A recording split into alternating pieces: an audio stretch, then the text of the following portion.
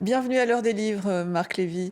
Alors, on ne vous présente plus, tout le monde vous connaît, vous êtes l'écrivain français le plus lu dans le monde et vous venez de publier deux livres en même temps. Un qui est un album jeunesse, qui est le sixième Mmh. tome du Petit voleur d'ombre, et puis un autre qui s'appelle Etienne et la ville s'allume, et tous les deux sont parus chez Robert Laffont Versilio.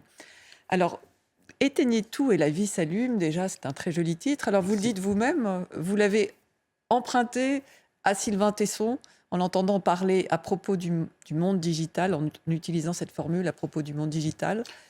Oui, enfin, j'avais lu, un article que j'avais adoré de Sylvain Tesson, qui est aussi un écrivain, que j'aime énormément, et que j'admire beaucoup et c'est un article dans Le Monde, mais lui, c'était «Éteignez tout et le monde s'allume» et de mémoire. Mais j'avais alors et lui, il faisait Oui. référence au monde digital, là, c'est pas du tout. Mais j'ai trouvé que cette phrase, en fait, c'est une phrase que prononce l'héroïne de ce roman à un moment et bon, l'inspiration, elle vient toujours de quelque part et donc je vous dis évidemment, cette phrase, il l'avait prononcée avant et donc je voulais le remercier dans les remerciements et lui dire qu'il avait inspiré ce titre. Voilà. Alors lui faisait donc référence au monde digital.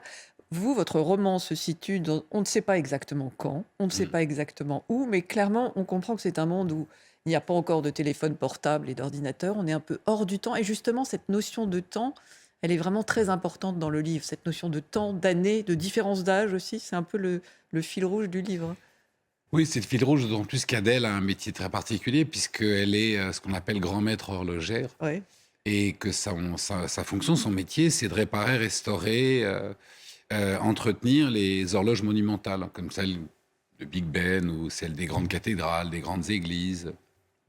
Et elle entretient ce rapport avec le temps où elle croit dur et faire à une légende, Mm. qui est la légende des maîtres du temps, qui est une légende qui raconterait que les enfin, 6 grands horlogers du monde avaient conçu une horloge capable, lorsqu'on l'active, d'arrêter le temps dans la périphérie du lieu où elle se trouve. Et elle aurait passé sa vie à rechercher la mécanique de cette horloge pour la reconstituer. Donc elle a ce rapport au temps, mais le temps ici joue.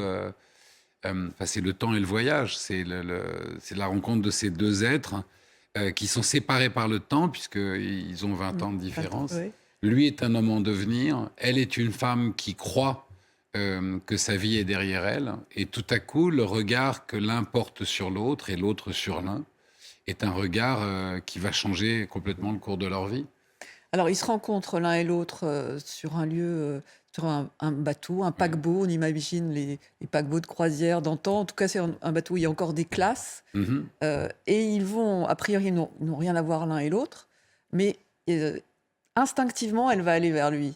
Elle va aller vers Jérémy, qui est organiste, c'est ça. Ouais. Et elle va retrouver en lui ce qu'elle a été dans sa jeunesse aussi. C'est ce qui l'attire. En fait, je crois elle va vers sa solitude. Mm. Elle le voit seul sur le pont et la solitude qui l'entoure lui rappelle la solitude qu'elle ressentait à son propre âge. En fait, ce qu'elle voit chez lui, c'est une différence qui lui est familière.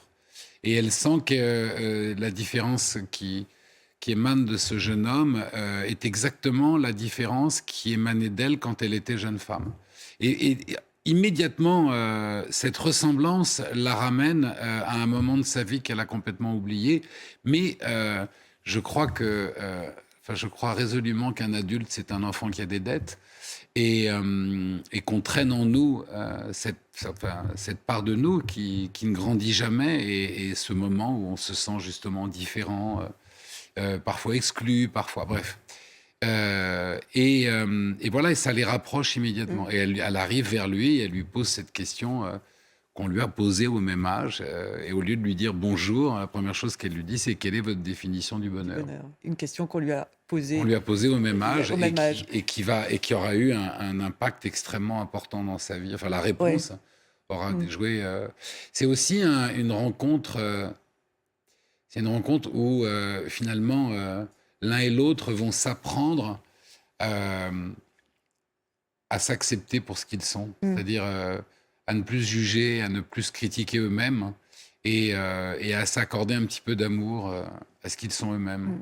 Alors, le livre, ça serait ma dernière question, s'ouvre par une citation d'Albert Camus: «L'automne est un deuxième printemps où chaque feuille est une fleur».